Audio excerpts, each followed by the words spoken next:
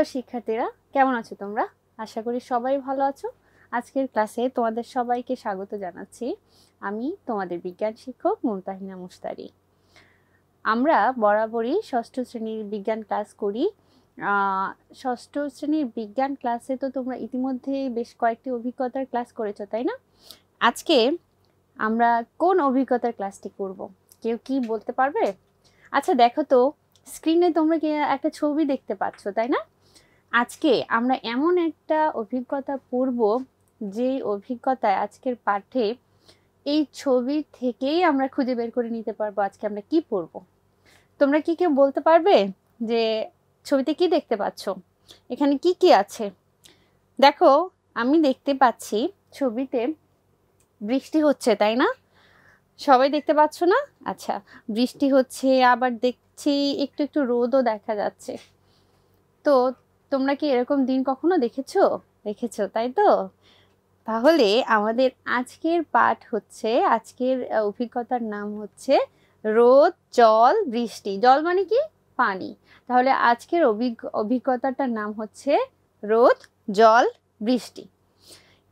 এটা হচ্ছে তোমাদের বিজ্ঞান বইয়ের ষষ্ঠ অভিজ্ঞতার প্রথম সেশন, অর্থাৎ এই অভিজ্ঞতাটা হচ্ছে ষষ্ঠ অভিজ্ঞতা, যার নাম হচ্ছে রোদ, জল, বৃষ্টি।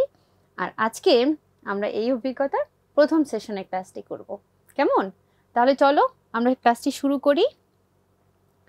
আচ্ছা, আজকে সকালে তোমরা যখন স্কুলে আসার জন্য বাসা থেকে বাইরে বের হয়েছো, তখন তোমরা চারপাশে দিনের অবস্থাটা কেমন দেখেছো? আবহাওয়াটা কেমন ছিল? কেউ কি খেয়াল করেছো? আরেকটু সহজ করে বলি যে আজকে সকালে আকাশটা কেমন ছিল, আকাশের রংটা কেমন ছিল, বাইরে কি রোদ ছিল না বৃষ্টি ছিল, আজকে কি খুব বেশি গরম লাগছে নাকি না অন্য দিনের মতো খুব বেশি গরমও না ঠান্ডাও না, স্বাভাবিক? কেমন মনে হচ্ছে আজকের সার্বিক অবস্থাটা কেমন? তোমরা একটু ভেবে বলো তো, কেমন লাগছে তোমাদের, বা আজকের অবস্থাটা কেমন? আমার কাছে কি লাগছে দেখো, আমার কাছে আমি যখন স্কুলে আসি আমার কাছে মনে হলো যে আজ সকালে আকাশটা নীল রঙের ছিল এবং আকাশে কোনো খুব একটা মেঘ ছিল না, হালকা হালকা মেঘ ছিল এবং বাইরে রোদও ছিল। এই সময় কিছুটা গরমও লাগছিল, তবে খুব বেশি না, তবে বাইরে বাতাস ছিল বলে গরমটা খুব একটা অনুভব হয়নি। তোমাদের কি এরকম মনে হয়েছে? আচ্ছা, এবার চলো তাহলে দেখি, সকালে আমরা তো আজকে আকাশটা এরকম দেখলাম, তাই না? দুপুরে কি এমনই থাকবে? সারাদিন আকাশ কি এরকমই থাকে? সকালে আমরা যেমন দেখি, দুপুরে, বিকালে, রাতে, সন্ধ্যায় কিংবা রাতে সব সময় আকাশের অবস্থা কি একই রকম থাকে? কি মনে হয় তোমাদের? নিশ্চয়ই একই রকম থাকে না? কি বলো তোমরা, সবাই কি আমার সাথে একমত?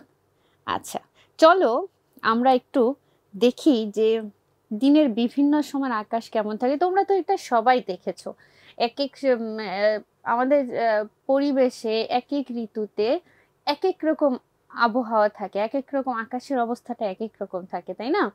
বর্ষাকালে একরকম, শীতকালে একরকম, আবার গ্রীষ্মকালে একরকম। আবার ধরো শুধু গ্রীষ্মকালেও দেখা যায় যে সকালে একরকম থাকে, তো দুপুরে আরেক রকম থাকে, আবার রাতে আরেক রকম থাকে, তাই না? এরকম থাকে না? তাহলে চলো আমরা একটু দেখি যে সকালে বা অন্য দুপুরে বা রাতে আকাশটা কেমন থাকে। তোমরা একটু কল্পনা করো আর দেখো তো আমরা এখন যেটা দেখবো তার সাথে মিলে কিনা। এই যে ছবিটা দেখলে, তোমরা কি কেউ বলতে পারবে যে এই ছবিতে যে আকাশটা দেখতে পাচ্ছ এটা কোন সময়ের ছবি? সকাল, দুপুর হতে পারে, না বিকাল, না রাতের? কি মনে হয় তোমাদের? চিন্তা করে ভেবে বলো তো কি হতে পারে। কারো কারো কি মনে হচ্ছে? সকাল মনে হচ্ছে? সকাল হতে পারে, আবার বিকাল মনে হচ্ছে। চলো আমরা একটু দেখি কিসের ছবি এটা। দেখো, এটা হচ্ছে সকালবেলার আকাশের ছবি। এই সময়টা আকাশ কেমন থাকে? আকাশটা হালকা হালকা নীল থাকে। আকাশে যদি মেঘ থাকে তাহলে মেঘগুলোর রং কেমন থাকে? দেখো, মেঘগুলো দেখতে অনেকটা গোলাপি অথবা একটু একটু হলুদ রঙেরও মনে হয়, তাই না? এমন মনে হচ্ছে না? তো যারা সকালে ঘুম থেকে উঠো দেখবে সকালবেলা আকাশের দিকে তাকালে এইরকম আকাশ দেখা যায়। দেখেছো সবাই? নিশ্চয়ই দেখেছো। এখন দেখো তো, এই যে এখন আমরা আকাশ আরেকটা ছবি দেখছি, এই ছবির আকাশটা কোন সময় হতে পারে? সকাল, দুপুর, সন্ধ্যা, রাত, কোন সময় হতে পারে? নিশ্চয়ই তোমরা সবাই এই আকাশটা দেখে বুঝে গেছো যে এটা কোন সময়ের আকাশ। বলো তো কোন সময়? ঠিক বলেছো, এইটা হচ্ছে দুপুরের আকাশ। দুপুরবেলা কেমন থাকে আকাশটা? দুপুরবেলা আকাশের রং থাকে মোটামুটি বেশ ভালো নীল থাকে, একদম গাঢ় নীল। আর যদি মেঘ না থাকে, আর যদি মেঘ থাকে মেঘলা দিন ছাড়া দেখবা আকাশে যদি হালকা হালকা মেঘ থাকে, ওই মেঘের রং কিন্তু গোলাপি বা হলুদ থাকে না। মেঘের রং কেমন থাকে? পরিষ্কার আকাশে হালকা মেঘ থাকলে সেই মেঘের রংটা দেখো, এখানে আমরা দেখতে পাচ্ছি সাদা মেঘ দেখতে পাচ্ছি, তাই না? সাদা রঙের হয়। তো সাধারণত দুপুরবেলা আকাশটা এমন থাকে, তখন কিন্তু আমরা আকাশে একদম কড়া রোদের সূর্য দেখতে পাই না, মানে সূর্যটা একদম মাথার উপরে থাকে, আর সূর্য থেকে একদম কড়া আলো আসতে থাকে, রোদটা কড়া থাকে, তাই না? এমন হয় না? আচ্ছা, এখন দেখো এখনকার আকাশটা সবাই নিশ্চয়ই বুঝে গেছো যে এই আকাশের ছবিটা কোন সময়ের মনে হচ্ছে? এই ছবি দেখে কি মনে হচ্ছে? সূর্য উঠতেছে না ডুবে যাচ্ছে? আমরা সাধারণত কোন সময় আকাশকে একটু হালকা হালকা অন্ধকার দেখি? নিশ্চয়ই সন্ধ্যার সময়। তাহলে দেখো, দেখি তো এটা কোন সময়ের আকাশ? দেখো, এটা সন্ধ্যার আকাশ। অর্থাৎ ঠিক সূর্য ডুবে যাওয়ার আগ মুহূর্তে আকাশে আমরা আকাশটাকে একটু মেঘাচ্ছন্ন, অর্থাৎ মেঘাচ্ছন্ন না, একটু অ্যাশ কালার দেখে, একদম গাঢ় নীল রং দেখতে পাই না কিন্তু আকাশে। আর যদি আকাশে মেঘ থাকে সেগুলোকে আবার সেই সকালের মতো একটু হলদে হলদে বা একটু গোলাপি দেখতে পাই, তাই না? দেখো, এই দুটো আকাশের মধ্যে আমরা একটু ডিফারেন্স দেখতে পাচ্ছি। সকালের আকাশ সন্ধ্যার আকাশে কিছু মিল আছে, কিছু পার্থক্যও আছে। এখানে দেখো মেঘগুলো হলুদ গোলাপি, এখানেও একটু হলুদ গোলাপি, তবে এখানে আকাশের নীল রংটা এটার তুলনায় একটু গাঢ় মনে হচ্ছে। আলোটা মাত্র বের হয়ে আকাশটাকে আলোকিত করছে, আর এই ছবি দেখে মনে হচ্ছে আলোটা আস্তে আস্তে চলে যাচ্ছে এবং পুরো চারদিক একটু অন্ধকার হয়ে যাচ্ছে, তাই না? এই হলো সকাল আর সন্ধ্যার আকাশে একটুখানি পার্থক্য। আর দুপুরে আকাশ তো আমরা এমনি বুঝতে পারি যে এই সময়টা আকাশ একদম মেঘ, একদম সূর্যটা মাথার উপরে থাকে, বেশ আলোকিত থাকে চারপাশ। আচ্ছা, রাতের আকাশ তাহলে কেমন থাকে? রাতের আকাশের দিকে তাকালে আমরা কি দেখতে পাই? আকাশটাকে কি রঙের দেখতে পাই? এরকম অন্ধকার দেখতে পাই, তাই পাই না?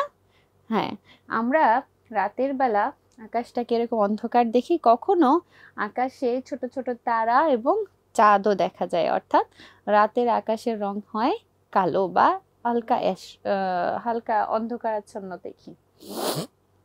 তাহলে তোমরা দিনের বিভিন্ন সময়ের আকাশ যেটা তোমরা দেখেছো, কল্পনা করেছো, তার সাথে কি এই ছবিগুলোর মিল খুঁজে পেয়েছো? নিশ্চয়ই পেয়েছো, তাই না? আচ্ছা, এবার তোমরা একটু ভেবে দেখো তো, আকাশের রং যেমন দিনের বিভিন্ন সময় পরিবর্তন হয়, তেমনি সারা দিনে আর কি কি পরিবর্তন হয় আমাদের এই মানে এটা হচ্ছে যে আমরা সারা দিন সকাল থেকে ঘুম থেকে ওঠার পর আমাদের চারপাশে দেখি আকাশটা এক এক রকম দেখতে পাই। সকালে একরকম, দুপুরে একরকম, রাতে একরকম। তো আমাদের চারপাশে যে আবহাওয়াটা, সেটা কি সারাদিন একরকম থাকে? সেখানে কোন কোন জিনিস তুমি ভিন্ন রকম দেখতে পাও? তোমরা একটু ভেবে দেখো তো, একটু কল্পনা করো তো যে আমাদের চারপাশের আবহাওয়ায় আকাশের মতো আর কি কি পরিবর্তন হয়, একটু ভেবে দেখো তো। আচ্ছা, যদি তোমরা একটু খেয়াল করো যে প্রতিদিন আমরা সকালে ঘুম থেকে ওঠার পর আমাদের আবহাওয়ায় কি কি পরিবর্তন দেখতে পাই, তাহলে দেখতে পাবে যে দিনের তাপমাত্রা পরিবর্তন হয়। অর্থাৎ তুমি ঘুম থেকে ওঠার পর সকালবেলা তাপমাত্রা যেমন থাকে, দুপুরে কি তেমনই থাকে? দেখেছো, খেয়াল করেছো কখনো? একরকম থাকে থাকে না কিন্তু। সকালে একটু ঠান্ডা ঠান্ডা আবহাওয়া থাকে, তখন চারপাশটা একটু কেমন যেন, পরিবেশটা ঠান্ডা, বাতাসটা একটু ঠান্ডা ঠান্ডা, অর্থাৎ তাপমাত্রা কম থাকে। দুপুরবেলা একটু বেশি গরম লাগে, তখন বাতাসে তাপমাত্রা বেশি থাকে, তাই না? এরকম পরিবর্তন হয় তো। তার মানে দিনের তাপমাত্রা কিন্তু আকাশের রঙের মতো বিভিন্ন সময় পরিবর্তন হতে পারে। কখনো কখনো রাতেও প্রচন্ড গরম লাগে, তখনও কিন্তু তাপমাত্রা বেশি থাকে। আর কি কি, যেহেতু তাপমাত্রা পরিবর্তন হয়, এর সাথে আমাদের ঠান্ডা গরমের অনুভূতি জড়িত। তো আমরা দেখতে পাই যে কখনো আমাদের দিনের কোনো অংশে কখনো গরম বেশি লাগে, আবার কখনো গরম কম লাগে। আবার যদি শীতকাল হয় তাহলে দেখবে একদম ভোরবেলা ঘুম থেকে ওঠার পর অনেক শীত লাগে না? আস্তে আস্তে যখন রোদ উঠে, সকাল থেকে আস্তে আস্তে দুপুর হতে থাকে, তখন কি ভোরবেলার মতো শীত লাগে? লাগে না। তার মানে ঠান্ডাটাও কমতে কমতে কমতে থাকে, আবার গরমের দিনে গরমটা বাড়তে থাকে। তার মানে আমরা দেখতে পাচ্ছি যে আহ, আকাশের রঙের মতো দিনের তাপমাত্রা পরিবর্তন হয়, দিনের ঠান্ডা বা গরমের অনুভূতি এটাও কিন্তু সব দিনের প্রতি ঘন্টায় একরকম থাকে না, পরিবর্তন হয়, তাই তো? আচ্ছা, আকাশে মেঘের অবস্থা দেখো, এটা কি সবসময় একরকম থাকে? থাকে না। আকাশে মেঘের অবস্থাও কিন্তু পরিবর্তিত হয়। সকালে দেখবা আকাশ একদম পরিষ্কার, হঠাৎ কখনো দেখবা আকাশ পুরা মেঘে ঢেকে গেল। এরকম হয় না? হয় তো? তোমাদের এরকম অভিজ্ঞতা আছে না? আছে। কখনো যদি ঝড় বৃষ্টি হয়, দেখবে ঝড় বৃষ্টির আগে আগে আকাশ একদম কালো মেঘে ঢেকে যায়। দেখেছি তো, আমরা সবাই দেখেছি না? ওকে, এবার দেখো দিনের বিভিন্ন সময় বৃষ্টির অবস্থা। তাহলে মেঘ যদি পরিবর্তন হয়, বেশি ঘন গাঢ় মেঘ যদি আকাশে জমা হয়, তখন কিন্তু বৃষ্টি হয়। তো এমনও তো হয় সারাদিনে যে হয়তো সকালে বৃষ্টি হয়েছে, দুপুরে বৃষ্টি নেই, আবার দুপুরে হয়েছে তো রাতে নেই, এরকম হয় না? তার মানে বৃষ্টির অবস্থাও কিন্তু পরিবর্তন হয়। আর কি হয় দেখো, বাতাসের গতি ভিন্ন রকম হয়। অর্থাৎ সকালে যখন যেদিক দিয়ে বাতাস বইছিল, দুপুরে সেরকম বাতাস বইতেছে না। তার মানে আমরা কি বলতে পারি যে দিনের প্রতি মুহূর্তে একই রকম ভাবে বাতাস প্রবাহিত হয় না, আবার একই দিক থেকেও বাতাস প্রবাহিত হয় না। তোমরা কি এটা খেয়াল করেছো কখনো? আমার মনে হয় এই বিষয় সবগুলোই তোমরা কিছু না কিছু বুঝতে পেরেছো, এবং এই বিষয়গুলো সম্পর্কে তোমাদের অভিজ্ঞতা আছে, আছে না? গুড, খুব ভালো। তোমরা আসলে অনেক ভালো বুঝো এবং এই বিষয়ের সাথে তোমরা অভিজ্ঞ। এবার তাহলে দেখো, আমরা চলো দেখি যে রৌদ্রোজ্জ্বল দিন, মেঘলা দিন, বৃষ্টির দিনের অবস্থা কেমন হয়। তোমরা কেমন দিন পছন্দ করো, রৌদ্রোজ্জ্বল দিন না বৃষ্টির দিন? চলো আমরা আগে একটু দেখে নেই যে যে দিন খুব রোদ থাকে সেই দিনে আবহাওয়া, চারপাশের পরিবেশের দেখতে কেমন হয়। দেখো তো এরকম হয় কিনা। গ্রীষ্মকালে দেখবা যে চারপাশে প্রচন্ড রোদ থাকে, ওই সময় মাটি ফেটে একদম চৌচির হয়ে যায়, অনেক গরম লাগে, অনেকটা এইরকম আবহাওয়া থাকে। তোমরা কি এরকম দেখেছো? আমার মনে হয় তোমরা এরকম কিছু দেখেছো। এরপরে দেখো তো মেঘলা দিনটা এমন থাকে কিনা। মেঘলা দিনে আকাশটা মেঘে ঢাকা থাকে, তখন আকাশের রং কেমন থাকে? নীল থাকে? থাকে না, কেমন থাকে? একদম অ্যাশ রঙের হয়, তাই না? এরকম হয় না? চারপাশটা কেমন মনে হয় একটা আবছা অন্ধকার আচ্ছন্ন থাকে, এই বুঝি বৃষ্টি নামলো নামলো, এরকম না মেঘলা দিনটা? মেঘলা দিনে ভালো লাগে তোমাদের? মেঘলা দিনে অনেক গল্প আছে, কবিতা আছে মেঘলা দিনের। আমাদের কবিরা এরকম দিন নিয়ে অনেক মজার মজার কবিতা লিখেছেন। তোমরা কি পড়েছো এগুলো? আচ্ছা, খুব ভালো। এখন দেখো বৃষ্টির দিন, কার কার বৃষ্টির দিন পছন্দ? আমার কিন্তু বৃষ্টির দিন অনেক ভালো লাগে। বৃষ্টিতে ভিজতে ভালো লাগে, বৃষ্টির দিনে বাসায় বসে গল্পের বই পড়তে মজা লাগে, বৃষ্টির দিনে মজার মজার খাবার খেতে ভালো লাগে। তোমাদের লাগে না? নিশ্চয়ই অনেকের লাগে। আচ্ছা দেখো, বৃষ্টির দিনে আমরা কিভাবে বের হই? রাস্তায় যখন বের হই আমাদের সবার হাতে একটা কি থাকে? একটা ছাতা থাকে, তাই তো? দেখো তো এখানে দেখতে পাচ্ছি না আমরা দেখো এখানে রিক্সা করে একজন লোক যাচ্ছে, রিক্সা করে যে যাচ্ছে, যে যাত্রী যাচ্ছে তার কাছে একটা ছাতা ছিল। সে কি করলো, রিক্সাওয়ালার যেহেতু ছাতা নেই, সে তার ছাতাটা রিক্সাওয়ালার মাথার উপরে ধরলো, যাতে রিক্সাওয়ালার মাথাটা বেশ বৃষ্টিতে ভিজে তার যেন ঠান্ডা না লাগে। আমরা তো মানুষকে সহযোগিতা করি, এটাও কিন্তু সহযোগিতার একটা উদাহরণ। এটুকু তো আমরা করতেই পারি, তাই না? আচ্ছা, তাহলে বৃষ্টির দিনে চারপাশে অনেক বৃষ্টি হয়, আমরা এই সময় ছাতা নিয়ে বের হই, এ সময় বাইরের একদম পানি টানি জমে যায়, তাই না? এখন তোমরা তো দেখলে রৌদ্রোজ্জ্বল দিন, মেঘলা দিন, বৃষ্টির দিন, বিভিন্ন রকম দিন দেখলে তোমাদের চারপাশটা কেমন থাকে? সব হুবহু তো এরকম থাকে না, এক একজনের বাসার স্কুলের চারপাশে এক এক সময়ে পরিবেশটা এক এক রকম থাকে, তাই না? আচ্ছা, তোমরা কি এরকম দিনের কোনো একটা দিনে ছবি আঁকতে পারবে, যে দিনটা তোমার খুব ভালো লাগে? যে রৌদ্রোজ্জ্বল দিন ভালো লাগে, না বৃষ্টিমুখর দিন ভালো লাগে, নাকি মেঘলা দিন ভালো লাগে? যেরকম যার যেরকম দিন ভালো লাগে, তোমরা এখন 5 মিনিট সময় নিয়ে একটা ওইরকম দিনের ছবি এঁকে ফেলো। পারবে না সবাই? নিশ্চয়ই পারবে। তাহলে তোমাদেরকে 5 মিনিট সময় দেওয়া হলো, তোমরা সুন্দর করে ছবিটা এঁকে ফেলো, কেমন? তোমাদের ছবি আঁকা হয়ে গিয়েছে? আচ্ছা, খুব ভালো, চমৎকার চমৎকার ছবি তোমরা এঁকেছো। তোমাদের সবাইকে অসংখ্য ধন্যবাদ। এবার আমরা একটা ভিডিও দেখব। কিসের ভিডিও? তোমরা ভিডিওটা দেখো, তারপরে বলবে যে তোমরা এখান থেকে আসলে কি দেখলে, ভিডিওতে কি দেখতে পেলে। চলো আমরা ভিডিওটা দেখি। প্রিয় সুধী দর্শক, আজ 24শে অক্টোবর মঙ্গলবার। এই মুহূর্তে আবহাওয়ার গুরুত্বপূর্ণ খবর। ইতিমধ্যেই ঘূর্ণিঝড় উত্তর দেখো এখানে বলা হচ্ছে 24শে অক্টোবর, আসলে এটা একটা দিন বোঝাচ্ছে, যেই দিনের আমরা একটা অঞ্চলের আবহাওয়াটা কেমন থাকে সেইটা সম্পর্কে একটু জানবো। এখন সবাই কিন্তু খুব মনোযোগ দিয়ে ওই একটা পৃথিবীর একটা অঞ্চলের আবহাওয়াটা কেমন থাকে এই ভিডিওতে দেখবে এবং বোঝার চেষ্টা করবে, কেমন? চলো আমরা এটা দেখি। প্রিয় সুধী দর্শক, আজ 24শে অক্টোবর উপকূলের দিকে অগ্রসর 95, অর্থাৎ ঘূর্ণিঝড়টি ইতিমধ্যেই একটি সিভিয়ার সাইক্লোনে পরিণত হয়ে ঘূর্ণিঝড়ের সর্বোচ্চ। আমরা আরেকবার শুরুর থেকে একটু দেখে নিই। এই মুহূর্তে আবহাওয়ার গুরুত্বপূর্ণ খবর। ইতিমধ্যেই ঘূর্ণিঝড় উত্তর বঙ্গোপসাগরে প্রবেশ করেছে।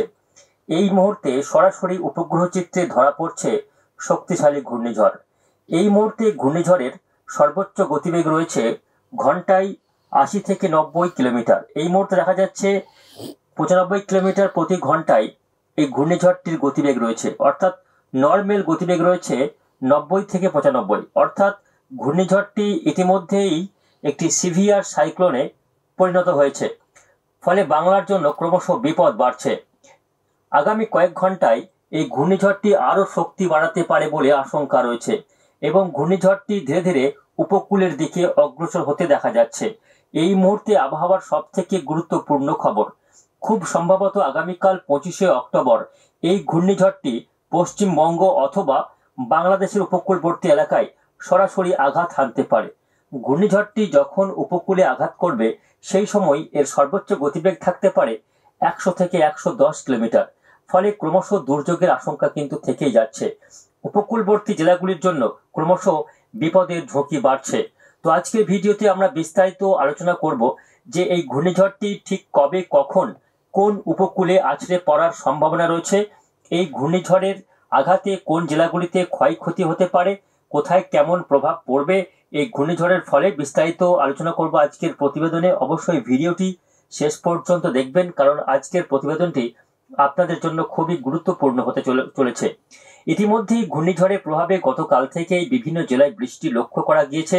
গতকাল পশ্চিমবঙ্গের 2 24 পরগনা, 2 মেদিনীপুর, কলকাতা, হাওড়া, হুগলি এই জেলাগুলিতে বজ্রসহ হালকা মাঝারি বৃষ্টি হয়েছে। পাশাপাশি বাংলাদেশের খুলনা, বরিশাল এবং চট্টগ্রাম বিভাগের বিস্তীর্ণ এলাকাতে বৃষ্টি লক্ষ্য করা গিয়েছে। আজও কিন্তু সেই বৃষ্টির মাত্রা বাড়তে চলেছে।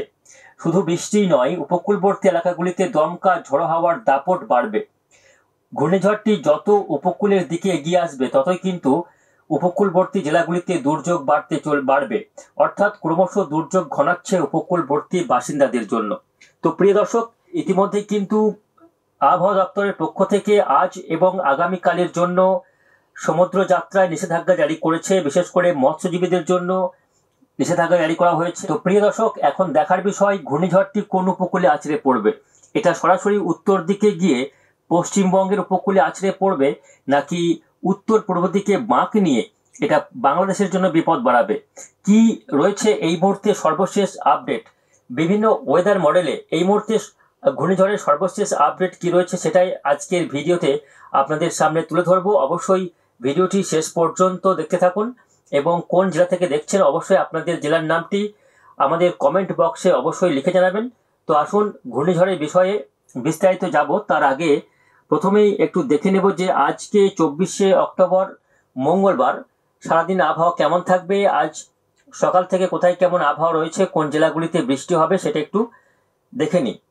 তো সরাসরি উপগ্রহ চিত্রে দেখা যাচ্ছে ইতিমধ্যেই এই ঝড়ের প্রভাবে বঙ্গোপসাগর থেকে কালো মেঘ ইতিমধ্যেই প্রবেশ করেছে পশ্চিমবঙ্গের কলকাতা সহ হাওড়া, হুগলি, 2 চব্বিশ পরগনা, 2 মেদিনীপুর এই জেলাগুলিতে দেখুন কালো মেঘের আস্তরণ কিন্তু দেখা যাচ্ছে। পাশাপাশি এদিকে বাংলাদেশের খুলনা বিভাগ এবং বরিশাল বিভাগের উপকূলবর্তী এলাকাতেও বজ্রগর্ভ মেঘ কিন্তু ইতিমধ্যে প্রবেশ করেছে। শুধু উপকূলবর্তী জেলাগুলি নয়, তার পাশাপাশি দেখা যাচ্ছে যে দক্ষিণবঙ্গের বেশিরভাগ জেলা, তার সঙ্গে উত্তরবঙ্গের মালদা, দিনাজপুর, আলিপুরদুয়ার, কোচবিহার, জলপাইগুড়ি এই জেলাগুলিতেও কিন্তু সকাল থেকে মেঘলা আকাশ রয়েছে এবং আজ দিনভর মেঘলা আকাশ থাকবে। পাশাপাশি বৃষ্টিরও সম্ভাবনা রয়েছে বিভিন্ন জেলাতে, পাশাপাশি 2-1 জেলায় ভারী বৃষ্টিপাতও হতে পারে। এদিকে আজ বাংলাদেশের কথা বলতে গেলে দেখা যাচ্ছে সকাল থেকে বাংলাদেশের বিস্তীর্ণ এলাকাতে মেঘলা আকাশ রয়েছে, তবে উপকূলবর্তী জেলাগুলিতে মেঘের প্রভাব একটু বেশি রয়েছে, ঘন কালো মেঘ লক্ষ্য করা যাচ্ছে। তো এই রয়েছে আজকে মেঘের একটা পরিস্থিতি। তো আসুন আমরা বৃষ্টি বজ্র মোড়ে যাচ্ছি, সেখান থেকে দেখে নেব যে আজকে সকাল থেকে কোথায় কেমন বৃষ্টির সম্ভাবনা রয়েছে। আচ্ছা, তো প্রিয় শিক্ষার্থীরা, দেখলে তোমরা এই যে আমরা এতক্ষণ একটা ভিডিও দেখলাম, তোমরা কি এইরকম খবর কোথাও দেখেছো? কেউ কি দেখেছো তাই না? কোথায় দেখেছো? তোমরা যারা টেলিভিশন দেখো, দেখবে টেলিভিশনে আবহাওয়ার খবর যখন বলা হয় তখন কিন্তু এইরকম একটা খবর দেখানো হয়, তাই না? তোমরা কেউ কেউ তো দেখেছো। ওকে, অনেক ধন্যবাদ। তো আমরা এখানে একটা অঞ্চলের আবহাওয়ার খবর দেখলাম একটা দিনের, সেটা হচ্ছে 24শে অক্টোবর। তো ওই ওই দিনে ভারত এবং বাংলাদেশের কাছাকাছি একটা অঞ্চলে ওই দিন আবহাওয়াটা কেমন ছিল আমরা দেখলাম যে এখানে ঝড় বৃষ্টির সম্ভাবনা আছে, একটা ঘূর্ণিঝড় এগিয়ে আসছে বাংলাদেশ এবং ভারতের উপকূলীয় অঞ্চলে।